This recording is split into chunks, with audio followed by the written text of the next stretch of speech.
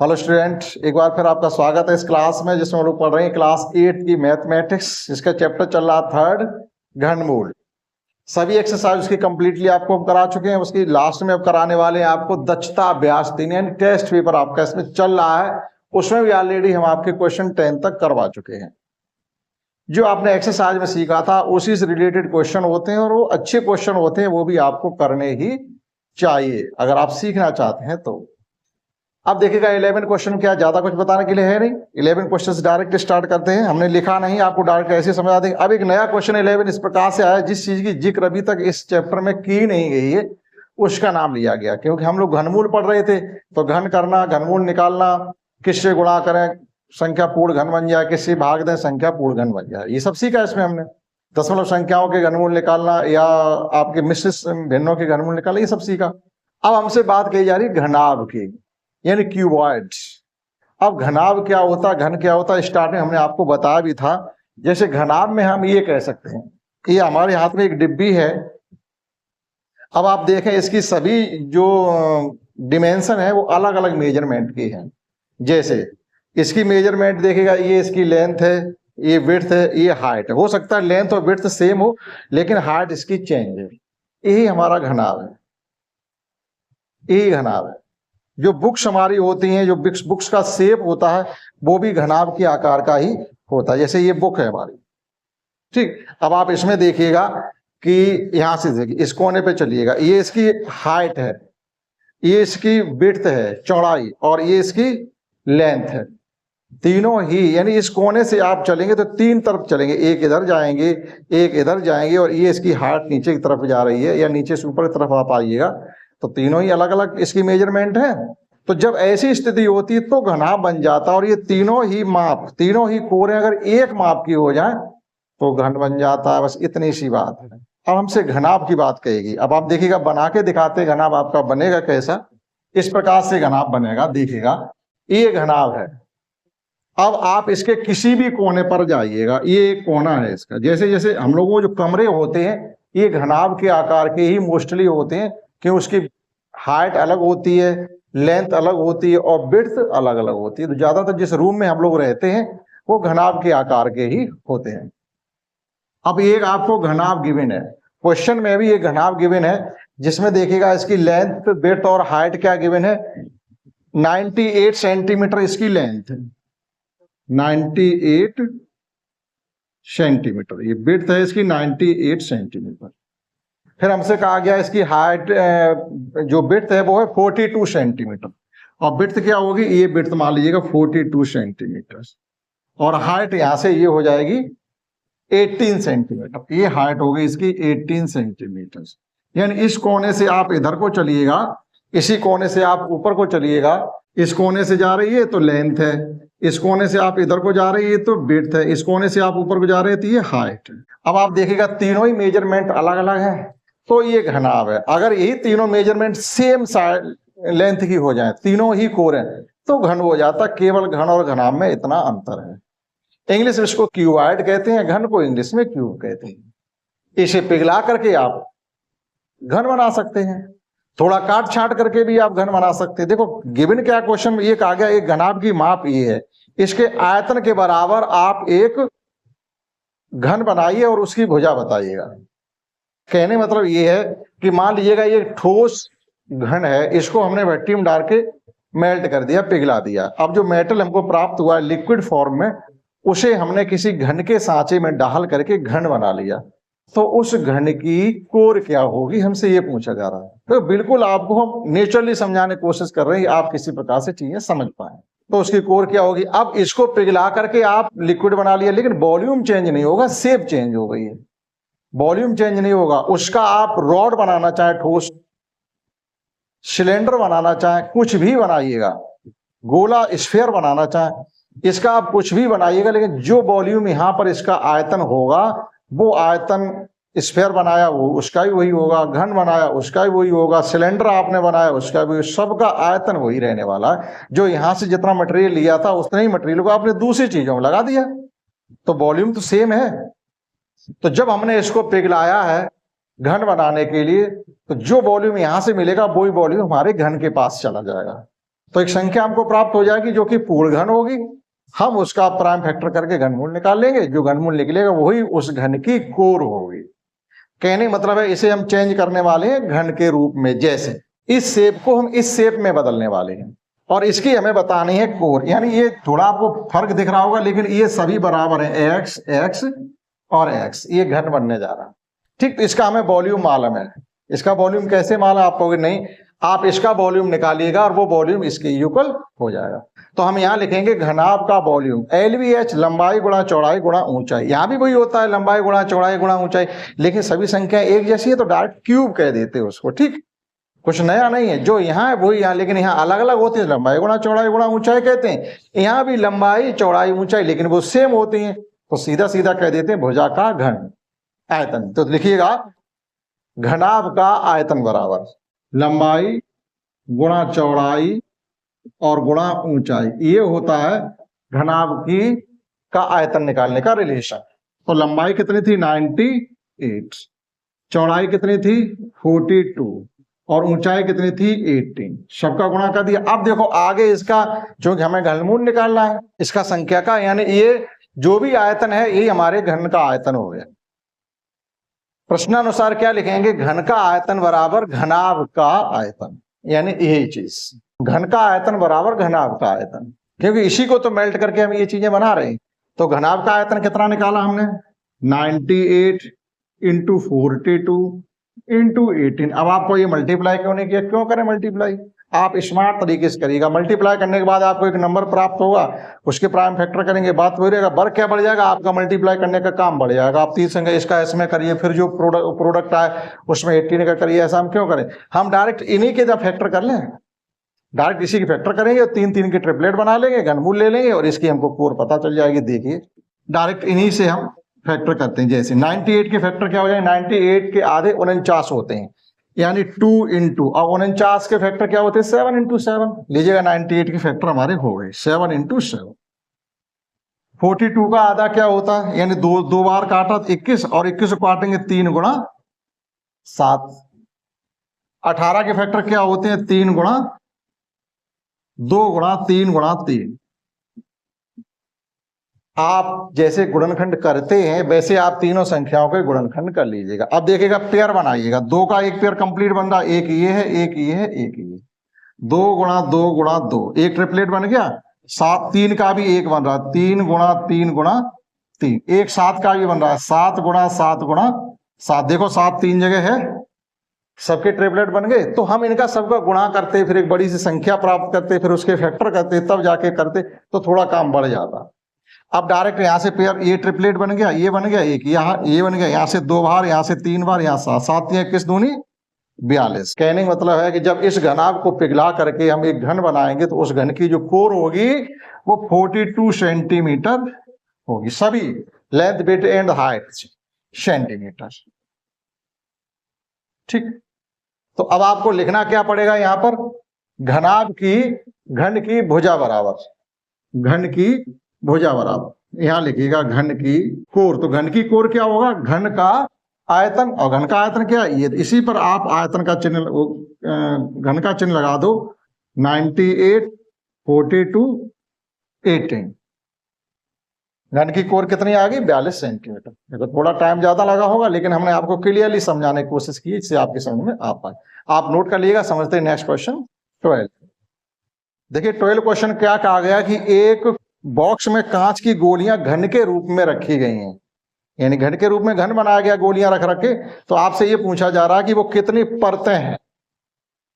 Exercise में भी सवाल हमने आपको ये आए थे, बहुत अच्छे से सभी सवाल को हमने एक्सप्लेन किया था इस प्रकार से। ये जितनी पंक्तियां होंगी, ये पंक्तियां हैं, उतनी ही परतें होंगी। ठीक नहीं, जितनी पंक्तियां होंगी उतनी एक परत में गोलियां होंगी, जितनी पंक्तियां होंगी उतनी एक पंक्ति में गोलियां होंगी, और उतनी ही परतें होंगी। परतें, और ये पंक्ति, और ये है गोलियां। ठीक, अब ये 3D की तरह हमने बना के आपको समझाया है।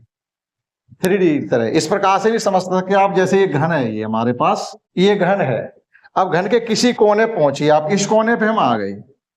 ठीक, आप इधर चलेंगे इस प्रकार से, ये लाइनें जो खींचेंगे इस प्रकार से, ये तो हो जाएंगी इसकी पंक्तियां, पंक्तियों की संख्या, या एक पंक्ति में गोली की संख्या, या परतें कितनी बनती हुई जा रही हैं ऊपर, वो सब बराबर होंगी तभी तो घन बनेगा।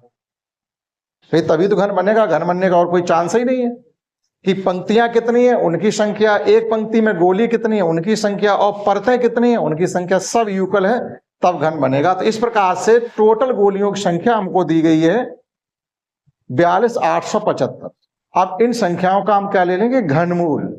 जो भी घनमूल होगा इसमें पंक्तियों की संख्या या एक पंक्ति में गोली की संख्या या परतों की संख्या सब निकल आएगा। लेकिन हमसे पूछा जा रहा परतों की संख्या। अगर ये पूछा जाए एक परत में गोली कितनी है, तो जो परतों की संख्या उसका स्क्वायर कर दो। जैसे मान लीजिए यहाँ पर 10 पंक्तियां हैं तो 10 का स्क्वायर कर दो 100, तो नीचे 100 गोलियां बिछानी पड़ेंगी आपको। यानी प्रत्येक परत में आपको 100 गोलियां रखनी है। 10 ही पंक्तियां होंगी, 10 ही परतें होंगी, और प्रत्येक पंक्ति में 10 ही गोलियां होंगी, तब तो 3D बन पाएगा। भैया हमें 3D बनाना है, ठीक। देखिएगा, तो हम लिखेंगे घन के आकार में रखी गई कुल गोलियां बराबर, तो घन के आकार में जो कुल गोलियां रखी हैं वो है 42,875। 42,875 इतनी गोलियां हमने पूरे इस बॉक्स में रखी हैं, ठीक। अब देखिएगा, परतों की संख्या बराबर, परतों की संख्या हो जाएगी जो आपकी गोलियों की संख्या, उनका ले लेंगे हम घनमूल 42,875। आप निकाल लीजिएगा इसके फैक्टर, प्राइम फैक्टर। 42,875 किससे कटेगा, 2 से तो नहीं कटने वाला, क्योंकि लास्ट में 0, 2, 4, 6, 8 है नहीं। 3 से कट सकता है, तो 7, 2, 9 छोड़ दीजिएगा, 5, 4, 9 छोड़ दीजिएगा, बचा 8। 8 3 के प्यारे में नहीं आता है, संख्या 3 से नहीं बढ़ रही है। मतलब डिजिट सम अगर 3, 6, 9 आ जाए, यानी ऐसा नंबर आ जाए जो 3 के पहाड़े में आता है, संख्या 3 से कटेगी। तो इसका डिजिट सम कितना हो रहा है हमने आपको बताया, स्मार्ट तरीके से आप डिजिट सम करें। कैसे, जिन अंकों का योगफल 9 हो रहा है उनको आप छोड़ दीजिएगा, उनसे कोई मतलब ही नहीं रखिए। जैसे 5, 4, 9 इनका कोई मतलब नहीं, 7 और 2, 9 इनका कोई मतलब नहीं, बचा कौन, 8। तो इन संख्याओं का आप डिजिट सम जब निकालेंगे एक एक करके जोड़ के, तब भी 8 ही आने वाला। 8 3 के पहाड़े में आता नहीं आता, ये संख्या 3 से कटेगी। लास्ट में 5 बचा, निश्चित रूप से 5 से कटेगी। 5 8 40, 2 बच गए, 5 25, 3 बच गए, 5 7 35, 2 बच गए, 5 25।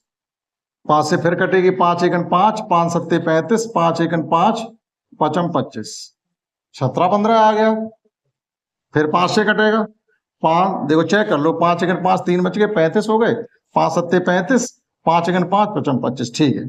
5 3 जा 15, 2 बच गया, 5 4 जा 20, 5 3 जा, और ये 3 4 3 किसका होता है, 7 का। तो आंख बंद करके काट सकते हैं, 49, फिर 7 से 7, फिर 7 से 1, यहां से 5 बार, यहां से 7 बार, यानी 5 7 35। 35 परतें, 35 परतें हैं इसमें, पूरे घन में 35 परतें हैं। या अगर आप लाइनों की संख्या निकालो तो 35 हैं, प्रत्येक लाइन में गोली की संख्या निकालो वो भी 35 है। फिर आपसे ये पूछा जाए तो बताइएगा कि एक परत में गोलियों की संख्या क्या है। अगर ये पूछा जाए तो आपको इसका वर्ग करके बताना पड़ेगा। अगर गोलियों की संख्या 35 का वर्ग कितना होगा, 12 25। ये परत में गोलियों की संख्या आ जाएगी, जो हमसे पूछी नहीं गई, लेकिन हम फिर भी आपको फ्री में बता रहे हैं, ठीक। आपको समझ में आया हो तो इसको लाइक करिए, सब्सक्राइब करिए चैनल को, और आप अपने दोस्तों को शेयर भी करिएगा, और मीठा सा एक कमेंट करिएगा। मीठा सा क्यों, समझ में आया हो तो मीठा सा करिएगा, नहीं तो आपको जो इच्छा है वो लिख सकते हैं, ठीक। आप नोट करिएगा, समझते हैं। नेक्स्ट क्वेश्चन, आंसर आना चाहिए 35। आइए समझते हैं क्वेश्चन 13। और हमसे कहा गया क्वेश्चन 13 से लेकर के 19 तक आपके बहुविकल्पी टाइप हैं, लेकिन सब क्वेश्चन आपको करने ही पड़ेंगे। 13 में केवल आंसर दे दिए गए, 4 में से कोई एक सही होगा। आंसर आपको दिए गए 13, 15, 17 और 19। इतनी उन्होंने हिंट दे दी है कि एक घन का आयतन 6859 है, तो उस घन की कोर बताइएगा। तो उस घन की कोर बताने के लिए हमको क्या करना पड़ेगा, इसका घनमूल लेना पड़ेगा। तो घनमूल लेने के लिए देखिएगा, डायरेक्टली आप 13 से चेक करेंगे, 15 से चेक कर नहीं सकते क्योंकि 15 प्राइम नंबर नहीं है। नहीं, घनमूल हो सकता है 15, ठीक है, घनमूल की कोई बड़ी बात नहीं, घनमूल हो सकता है 15। तो 15 मतलब 3 या 5 के पेयर बनेंगे तो 15 आ जाएगा, ठीक है। तो 3 के पेयर बनते या नहीं बनते देखते हैं। तो एक दिया गया 13, 15, 17 और 19। अब इसके हम फैक्टर करते हैं, देखिएगा। तो यहां लिखेंगे घन की कोर बराबर, घन की कोर बराबर, तो जो संख्या आपको गिवन है उसका क्या निकालेंगे, घनमूल। 6 8 5 9। घनमूल निकालने के लिए हमें क्या करना है, इसके प्राइम फैक्टर करने हैं। तो देखिएगा 6859, पहले 3 से चेक करते हैं इसको। 7 से किसी प्रकार से भी डिवाइड नहीं होने वाला, ये 7 से भी नहीं हो रहा, 11 से भी नहीं हो रहा, क्योंकि आंसर को देख के हम चलेंगे। क्यों? आंसर ये दिए गए, एक 13 दिया गया, एक 15 दिया गया, एक 17 दिया गया और एक 19 दिया गया। तो 3 5 से इसलिए चेक करेंगे 15 तभी आएगा जब एक पेयर 3 का हो और एक पेयर 5 का हो, तो 15 आ सकता है। तो देखो 3 से अगर कटता है कि नहीं कटता, तो 5 से 3 से देखो चेक करिएगा, ये 9 छोड़ दीजिएगा और 6 5 11, 2 हो गया, 8 2 10, यानी 1 अंकों का योगफल 1 आ रहा, 3 के पहाड़े में 1 आता नहीं, अतः ये संख्या 3 से कटने वाली नहीं है।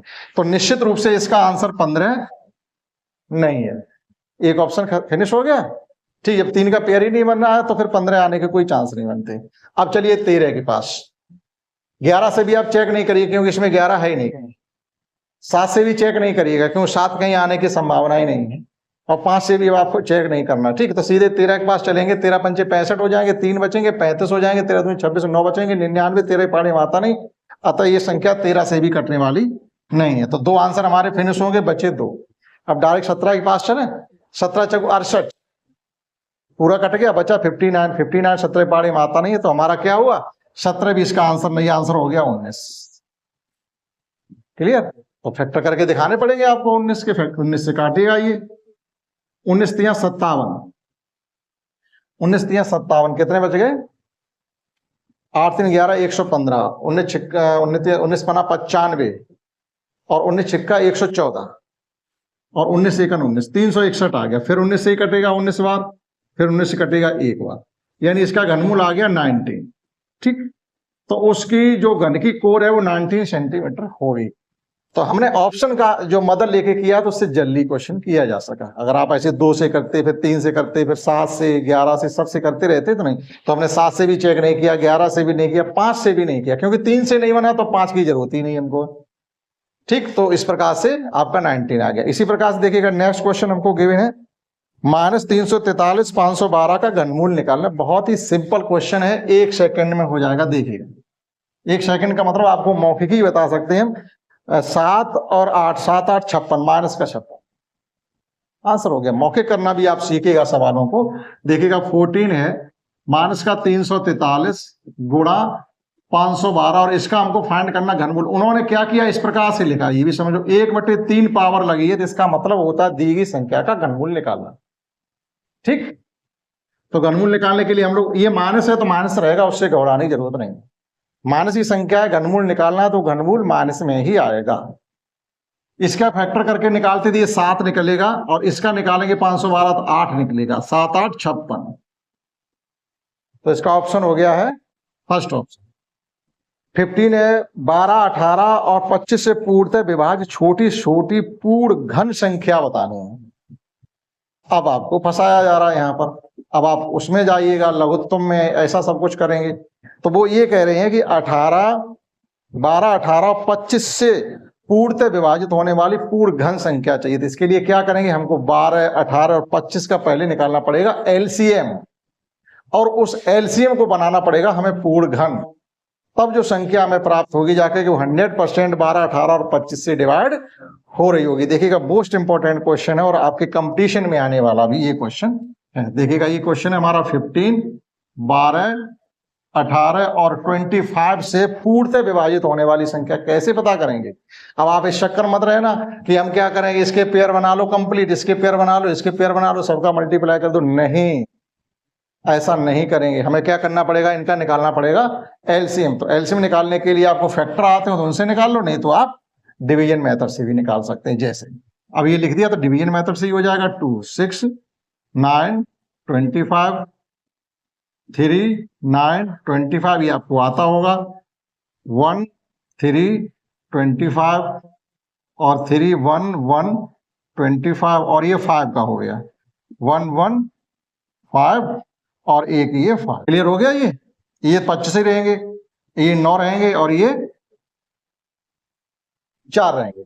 ठीक, तो गुणा कर लीजिएगा 4 9 और 25 का। तो आसान तरीके से कैसे करेंगे, 25 चौकू 100 निम्मा 900। इन संख्याओं का योगफल 900 है, वो सॉरी एलसीएम 9 से निकला जाके। 900 का मतलब क्या है, एलसीएम का मतलब ये है कि वो है छोटी से छोटी संख्या जो आपके 12 के पाड़े में भी आ रही है, आपके 18 के पाड़े में भी आ रही है और आपके 25 के पाड़े में भी आ रही है। कोई चेक कर लीजिएगा कहीं ऐसा ना हो फिर तुमको हमें गलत बता दिया। 3 9 1 3 1, ठीक है, 25 जब 100 और इंटू 9 करेंगे तो 900 हो जाएगा। ठीक, अब इसको पूर्ण घन बनाने के लिए हमें क्या करना पड़ेगा? ठीक, इसको पूर्ण घन बनाने के लिए देखिएगा, तो अब आप देखिएगा पूर्ण घन बनाने के लिए हमें क्या करना है, इसके फैक्टर कर लीजिएगा। 900 के फैक्टर क्या हो जाएंगे, वही फैक्टर आएंगे वापस निकल करके। तो ऊपर वो संख्या रखी थी, इन्हीं को पूर्ण घन बना लो। आगे क्या करना हमको, ये 4 क्या था 2 गुणा 2, 9 क्या था 3 गुणा 3 और 25 क्या था 5 गुणा 5। इसमें हमने क्या किया, 1 2 का गुणा कर दिया, 1 गुणा कर दिया 2 का, तो पेयर बन गया यहाँ 3 का यहाँ 5 का।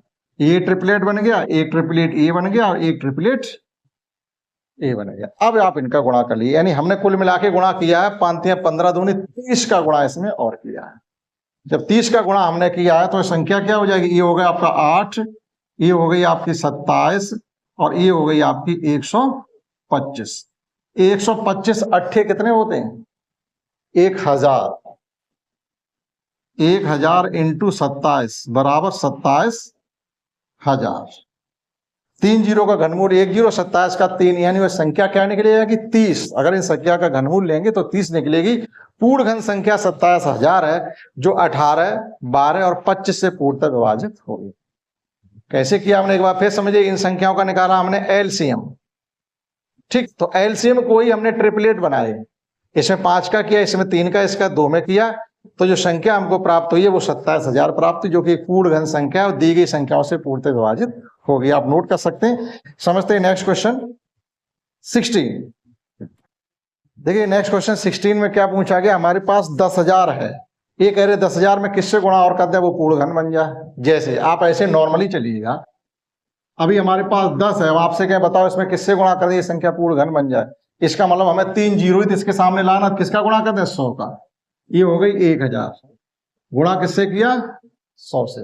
अब ये आपसे कहें नहीं हमारे पास 100 है, इसमें किससे गुणा करिए संख्या पूर्ण घन बन जाए, तो 1 जीरो ही तो और चाहिए, तो गुणा कर दीजिएगा 10 से।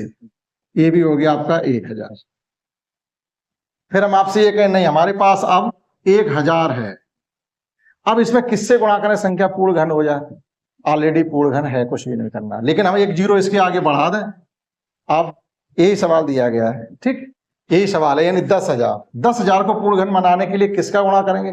4 जीरो है, हमें कितने जीरो करने, 6 जीरो करने बस। हमने कहा था 1 के आगे जो जीरो होंगे 3 के पहाड़े में होने चाहिए, या तो 3 जीरो हो या 6 हो या 9 हो या 12 हो या 15 हो या 18 हो या 21 हो। इस प्रकार से जीरो होंगे तो संख्या का डायरेक्टली घनमूल लिया जा सकता है। तो हमें क्या करना है, इसमें 2 जीरो बढ़ाने, यानी किसका गुणा कर दें 100 का। कुल मिला के ये संख्या हो जाएगी, यानी इसके साथ 1 के साथ 6 जीरो, ये आ गया इसका घनमूल 100। तो किससे गुणा करें हम, 100 से गुणा करें, ऑप्शन आ जाएगा थर्ड। ठीक, तो सवाल कहां से शुरू किया हमने, यहां से। आप कहोगे आपने तो डायरेक्ट कर दिया, नहीं आप भी डायरेक्ट मत करिएगा, कर लीजिएगा। कैसे करेंगे, आप 10,000 के फैक्टर करिएगा सीधे सीधे। किसके पेयर नहीं बने हुए, एक ट्रिपलेट 2 का बन गया, एक ट्रिपलेट 5 का बन गया। यहां गुणा करना पड़ेगा 2 का, 1 2 का, और यहां करना पड़ेगा 5 का, 1 5 का। 5 25 शकु 100, 100 का गुणा हो रहा था। क्लियर। नेक्स्ट क्वेश्चन समझते हैं 17। वो है छोटी छोटी संख्या जिसका 8192 में भाग देने पर भागफल पूर्ण घन बन जाए। संख्या क्या है समझिएगा। क्वेश्चन नंबर 17, संख्या हमारे पास 8192, 8192। तो इसके क्या करें, प्राइम फैक्टर करें, जिसके पेयर नहीं बनेंगे उसका भाग दे देंगे। देखिएगा 2 4 जा 8, 0 2 9 जा 2 6 जा 2 0 4 8, 1024, 512। 512 किसका होता है, 8 का, इससे आगे जाने की जरूरत ही नहीं। तो अनपेयर्ड नंबर कौन है, केवल 2। भाई ये तो हमारा है ही 8 का, इसका तो घनमूल 8। यदि पूर्ण वर्ग पूर्ण घन संख्या है 512, पूरा करने की हमें जरूरत ही नहीं पड़ी, लेकिन आपको बता दें फिर भी हम ये काटेंगे 2 से तो ये हो जाएगा आपका 2 2 या 4, 2 5 या 2 6 या 128, 64, 32, 16, 8, 4। ठीक, अब देखो ये सभी पेयर बन रहे होंगे, बने नहीं बन रहे, तो केवल अनपेयर्ड वैल्यू कौन है? 2। तो इस संख्या में केवल 2 का भाग देने के बाद जो संख्या बचेगी वो पूर्ण घन होगी, तो फिर उसका घनमूल्य क्या होगा? ये हम आपसे पूछ रहे हैं, आप कमेंट करके बताइएगा तो फिर उस संख्या का घनमूल्य क्या होगा। तुरंत देख के आप बता सकते हैं 2 4 6 8, यानी वो संख्या बचने वाली हमारे पास है 512। 2 4 6 नहीं, 2 दूनी 4 दूनी 2 दूनी 4 दूनी 8 दूनी 16, सॉरी, वो संख्या का घनमूल होगा 16। ठीक, नेक्स्ट क्वेश्चन है 18। ठीक, आप इनको नोट करिएगा, 18 थोड़ा बड़ा क्वेश्चन लिखना पड़ेगा। देखिएगा 18 क्वेश्चन आपके लिए बहुत अच्छा सा दिया गया है। यहाँ √27 9/√3 माइनस 1/√9 प्लस 1/27 का क्यूब रूट। ये देखो रूट के साइन है, यहां पर भी, यहां पर भी, यहां पर भी, लेकिन एक केवल क्यूब रूट है। तो देखिएगा 27 का घनमूल तो 3 होता, लेकिन 27 का वर्गमूल क्या होगा? वर्गमूल होगा 3√3। अब ये वर्गमूल 3√3 कैसे आता है जरा समझ लीजिएगा। 27 का हम फैक्टर 27 के कर रहे हैं, तो 27 फैक्टर होते हैं 3 × 3 × 3। तो स्क्वायर रूट में पेयर बनाए जाते हैं 2 2 के, क्यूब रूट में 3 3 के। तो इन दो संख्याओं का तो घनमूल वर्गमूल निकला 3, लेकिन इसका नहीं निकला, तो ये बचा 3√3। जिसका नहीं निकलता उसे रूट के अंदर ही रहेंगे। तो ये तो आ गया हमारा 3√3 माइनस, अब देखिएगा यहां पर 9 को क्या लिख सकते हैं? 9 को लिख सकते हैं 3 × 3। फिर आगे क्या लिख सकते हैं? एक 3 को लिख सकते हैं √3 × √3, यानी पूर्ण संख्या को आप इस प्रकार से 2 बार लिख सकते हैं, रूट के अंदर इंटू में 2 बार, और अपॉन में √3 है, तो एक √3 से √3 कैंसिल हो जाएगा। तो ये हमारे पास बचेगा 3√3। कैसे आया वो हमने आपको यहाँ रफली समझाया, या हम लिखे दे रहे हैं यहाँ पर। ठीक है, इसको हमने लिखा 3 × √3 × √3 अपॉन √3 माइनस ये आगे आपके 1/3। भाई 9 का स्क्वायर रूट 3 होता है, 1/3 हो गया, और ये भी क्या आ गया प्लस का 1/3। 27 का क्यूब रूट 3 होता है। अब देखिएगा ये एक संख्या इससे कैंसिल होगी, तो हमारे पास बचा है 3√3 माइनस 3√3 माइनस 1/3 प्लस 1/3। ये इससे कैंसिल, ये इससे कैंसिल, इक्वल टू 0। जो भी ऑप्शन हो आपका मैच कर लीजिएगा। देखिएगा 19 क्वेश्चन में 2n 19 question is equal to 4 दिया, यानी सवाल 19 ये 2n minus 2n minus 1 is equal to 4। तो हमें वैल्यू किसकी बतानी है? वैल्यू बतानी है n की वैल्यू हमको बतानी है, यानी वैल्यू हमें n की फाइंड करनी है यहाँ से। तो देखिएगा कैसे फाइंड करेंगे हम। ये माइनस में लिखा हुआ है, इसका मतलब जब बेस इक्वल होते हैं तो पावर का एडिशन होता है, और मल्टीप्लीकेशन और डिवीजन पावर का सब्ट्रैक्शन होता है। जैसे हम यहाँ पर ये लिख दें 2n अपॉन 2 लिख दें, तो इसी को लिखा जा सकता है 2n माइनस 1। ठीक, ये पावर 1 है, बेस इक्वल होने पर डिवीजन पावर का सब्ट्रैक्शन होता है, तो ये 1 ऊपर जाके सब्ट्रैक्ट हो जाएगा। ठीक, तो इसको लिखा जा सकता है 2n minus 2n upon 2 is equal to 4। यहां से 2n को हम ले लें कॉमन, तो यहां बचेगा आपका 1 माइनस 1/2 इज इक्वल टू 4। पूरा नंबर चला गया तो 1 में छूट गया, 1 में से आधा घटाएंगे तो क्या बचेगा? 2n इंटू आधा ही तो बचेगा इज इक्वल टू 4। ये 2 का भाग हो रहा तो उधर जाके क्या हो जाएगा? गुणा। 2n is equal to 8। 8 को क्या लिख सकते हैं? 2n is equal to 2/3। Base equal होने पर इज इक्वल टू में इस प्रकार से स्थिति होगी, बेस इक्वल हो तो पावर इक्वल होते, that is n is equal to 3। n का मान 3 निकल आया। अब वो कह रहे हैं किसकी वैल्यू बतानी? n, दैट इज हमें पूछा गया 3/3 27। ठीक, तो ये 19 क्वेश्चन, यानी क्वेश्चन कुल मिला के हमने आपको करवाए हैं 11 से लेकर के 19 तक। अभी आपके 3 क्वेश्चन इसमें बचे हैं, 20, 21 और 22। उन्हें कराने के लिए हम मिलेंगे अगली क्लास में। इस क्लास में इतना ही, दैट्स ऑल।